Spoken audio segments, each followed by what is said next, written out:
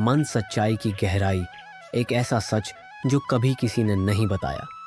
क्या तुमने कभी अपने अंदर झांका है, उस जगह जहां शब्द नहीं पहुंचते, जहां सोचें भी डरती हैं कदम रखने से?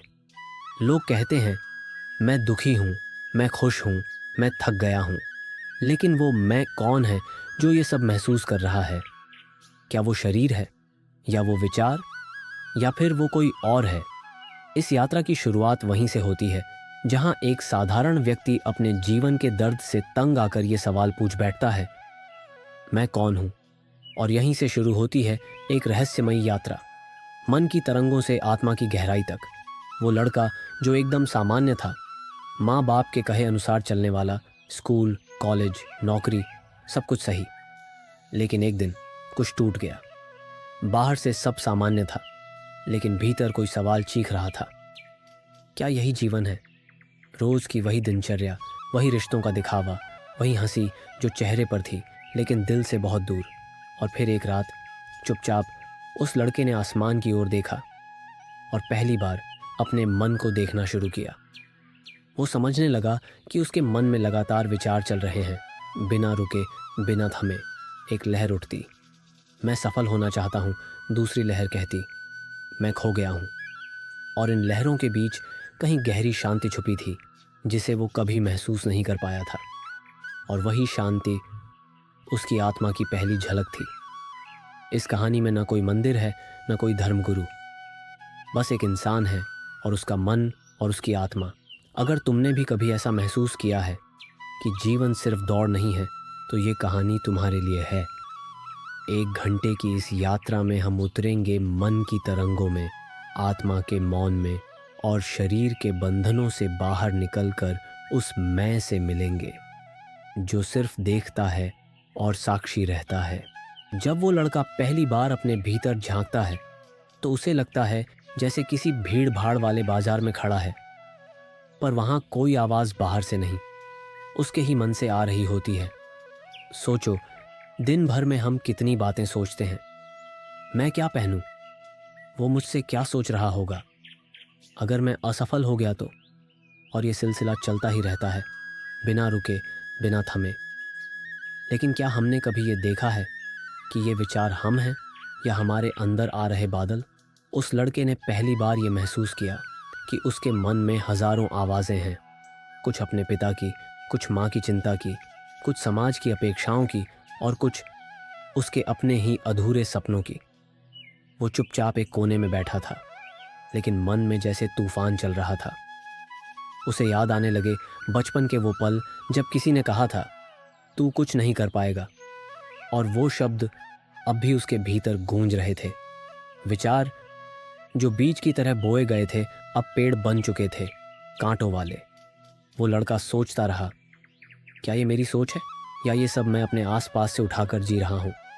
धीरे धीरे उसने समझा कि विचार अपने नहीं होते, वो आते हैं, और अगर हम उन्हें पहचाने नहीं तो वो हमें अपनी गिरफ्त में ले लेते हैं। उस दिन उसने तय किया कि अब वह विचारों से लड़ाई नहीं करेगा, बल्कि उन्हें सिर्फ देखेगा, जैसे कोई नदी में बैठा हो और बहते हुए पानी को देखता रहे लेकिन डूबे नहीं। यही था मन की पहली उलझन से निकलने का पहला कदम। और यहीं से उसने जाना कि मन शोर करता है, आत्मा मौन रहती है।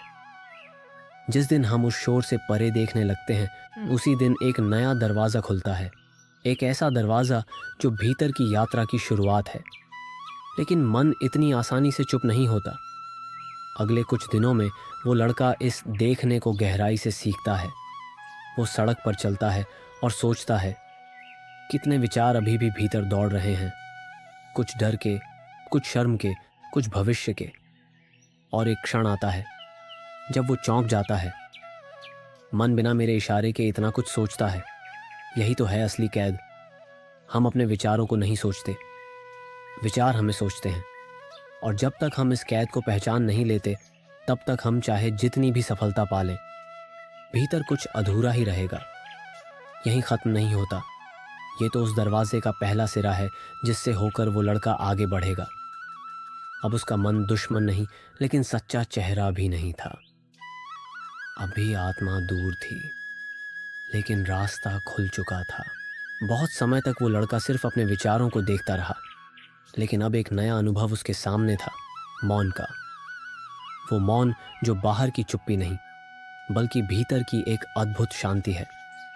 एक दिन वो नदी किनारे बैठा था, बस यूं ही, और उसने देखा कि उसके मन में कोई विचार नहीं आ रहा था। न भविष्य की चिंता, न अतीत का पछतावा, बस एक मौन, एक साक्षी। और उसी पल पहली बार उसे अपनी आत्मा की झलक मिली। आत्मा कोई चमकदार रोशनी नहीं थी, न कोई दिव्य आवाज। वो बस एक गहरा मौन था जिसमें कोई डर नहीं था, कोई इच्छा नहीं थी, सिर्फ होने का अनुभव था। वो क्षण कुछ ही देर रहा, लेकिन उस क्षण ने सब कुछ बदल दिया। उसने महसूस किया, जो मैं वास्तव में हूं वो इस मन और शरीर से परे है। और यही था उसका पहला आध्यात्मिक अनुभव। उस दिन के बाद उसने ध्यान को अपनी दिनचर्या बना लिया। वो हर सुबह चुपचाप बैठता था, अपने भीतर के मौन को सुनने के लिए, और धीरे धीरे एक नई ऊर्जा उसमें जागने लगी थी। लोग बाहर से उसे वैसा ही देखते रहे, एक सामान्य लड़का, लेकिन अंदर वो बदल चुका था। अब उसे हर विचार एक बादल जैसा लगता, जो आता है और चला जाता है। लेकिन आत्मा वो आकाश है जिसमें ये सब घटता है, पर वो कभी बदलती नहीं। एक दिन ध्यान के दौरान उसे एक सवाल ने फिर से हिला दिया। अगर आत्मा इतनी शांत है तो हम इतना दुख क्यों सहते हैं? और जवाब भीतर से आया, क्योंकि हमने आत्मा से जुड़ना छोड़ दिया है। हम मन की आवाज़ों में इतने उलझ गए हैं कि आत्मा की मौन पुकार सुन ही नहीं पाते। तब उसने समझा कि ध्यान सिर्फ बैठने का अभ्यास नहीं है, बल्कि आत्मा से मिलने का रास्ता है। और हर बार जब वह भीतर उतरता, एक नए आयाम में प्रवेश करता, उसे महसूस होता कि शरीर उसकी गाड़ी है, मन उसका ड्राइवर, लेकिन आत्मा वो यात्री है जो सब देख रहा है, सब अनुभव कर रहा है, पर कभी कुछ कहता नहीं। और अब वो लड़का उस मौन यात्री की उपस्थिति को हर दिन थोड़ा थोड़ा महसूस करने लगा था। यह कोई चमत्कार नहीं था, यह एक गहन यात्रा थी अपने सच्चे स्वरूप की ओर। शरीर जिसे हम हर दिन देखते हैं, छूते हैं, सजाते हैं, लेकिन शायद ही कभी समझते हैं। वो लड़का जो अब आत्मा की मौन उपस्थिति से जुड़ रहा था, अब पहली बार अपने शरीर को गहराई से देख रहा था, न सिर्फ आईने में बल्कि भीतर से। उसने महसूस किया, ये शरीर दिन ब दिन बदल रहा है। बाल झड़ रहे हैं, चेहरे पर रेखाएं आ रही हैं, मांसपेशियां थक रही हैं, लेकिन ये बदलाव इतना धीमा था कि हम उसे नज़रअंदाज कर देते हैं। और तभी शुरू होता है मोह। हम सोचते हैं, मैं जवान हूँ, मैं ताकतवर हूँ, मैं सुंदर हूँ, लेकिन वो मैं कौन है? क्या वो शरीर है या कुछ और? एक दिन उस लड़के को बुखार हुआ, शरीर थक गया, टूट गया, और वो बिस्तर पर पड़ा रहा, बस सांसें गिनते हुए। और उस क्षण में उसे लगा जैसे शरीर अब उसका नहीं रहा। उसने देखा, वो कुछ महसूस कर रहा है, लेकिन जिस चीज़ को वो महसूस कर रहा था वो शरीर था, बाहर की चीज़। तब उसे समझ आया, मैं शरीर नहीं हूँ, मैं वो हूँ जो इस शरीर को देख रहा है, जो इसका दर्द महसूस कर रहा है, लेकिन उससे परे है। फिर उसके मन में एक और बड़ा प्रश्न उठा, अगर शरीर मेरा नहीं तो फिर मृत्यु क्या है? मृत्यु, वो शब्द जिसे सुनते ही हम डर जाते हैं, लेकिन क्या मृत्यु का डर इसलिए है क्योंकि हम शरीर को ही मैं समझ बैठे हैं? उस दिन मौन में बैठे हुए लड़के ने खुद से एक वादा किया, अब मैं शरीर को अपना साधन मानूंगा, अपना स्वरूप नहीं। उसने शरीर की सेवा करनी शुरू की, लेकिन बिना मोह के। योग किया, पर इस दिखावे के लिए नहीं, बल्कि आत्मा को स्थिर रखने के लिए। भोजन लिया, लेकिन स्वाद से नहीं, संतुलन से। शरीर अब उसके लिए एक मंदिर बन चुका था जिसमें आत्मा का दीप जल रहा था। धीरे धीरे उसे अनुभव होने लगा कि हम जीवन और मृत्यु के बीच नहीं जीते, हम अज्ञान और चेतना के बीच जीते हैं। मृत्यु तो केवल शरीर का बदल जाना है, लेकिन अगर हमने खुद को शरीर ही माना तो हर बदलाव मृत्यु जैसा लगेगा। उस लड़के को अब जीवन में पहली बार मृत्यु से डर नहीं लगता था, क्योंकि वो जान चुका था, जो मिटता है वो मैं नहीं, जो देखता है वही मैं हूं। और जब ये जान लिया तो जीवन में पहली बार वो सच में जीने लगा। अब वो लड़का शरीर को साधन की तरह देखता है, मन को तरंगों की तरह और आत्मा को मौन के रूप में। लेकिन एक दिन उसने एक नया अनुभव किया, एक ऐसा अनुभव जिसमें वो खुद को तीनों से अलग महसूस करने लगा। वो सड़क पर चल रहा था, लोग आ जा रहे थे, शोर था, भाग दौड़ थी, लेकिन उसके भीतर एक गहरा मौन था। और उस मौन में उसने खुद को देखते हुए पाया, न केवल इस शरीर को बल्कि विचारों को भी, भावनाओं को भी, यहाँ तक कि आत्मा की उस अनुभूति को भी। यहीं से शुरू हुआ साक्षी भाव का अनुभव। ये ऐसा अनुभव था जहाँ मैं का नाम कुछ कर नहीं रहा था, बस देख रहा था, जैसे कोई फिल्म चल रही हो जिसमें शरीर किरदार है, मन संवाद है, आत्मा प्रकाश है और मैं सिर्फ दर्शक हूँ। उसने महसूस किया कि सच्चा शांति वहीं है जहाँ हम कुछ बनना नहीं चाहते, बस होते हैं। अब वो जीवन को बदलने की कोशिश नहीं करता था, वो उसे जीवन की तरह जीता था, बिना संघर्ष के, बिना पकड़ के, बिना डर के। एक दिन किसी ने उससे पूछा, तू हमेशा इतना शांत कैसे रह सकता है? और वो मुस्कुराया, क्योंकि अब मैं वो नहीं जो दुखी होता है, अब मैं वो हूँ जो दुख को देखता है। यही तो है साक्षी भाव की शक्ति। जब तुम क्रोध में होते हो, तुम क्रोध नहीं होते। जब तुम दुख में होते हो, तुम दुख नहीं होते। तुम वो हो जो इन सब को देख रहा है और फिर भी उनसे अछूता है। इस भाव में जीना किसी साधारण अभ्यास का परिणाम नहीं होता। इसके लिए चाहिए मौन, ध्यान और निरंतर जागरूकता। अब वो लड़का दुनिया में था, लेकिन दुनिया उसके अंदर नहीं थी। अब वो भावनाओं को महसूस करता था, लेकिन उनसे बंधा नहीं रहता था।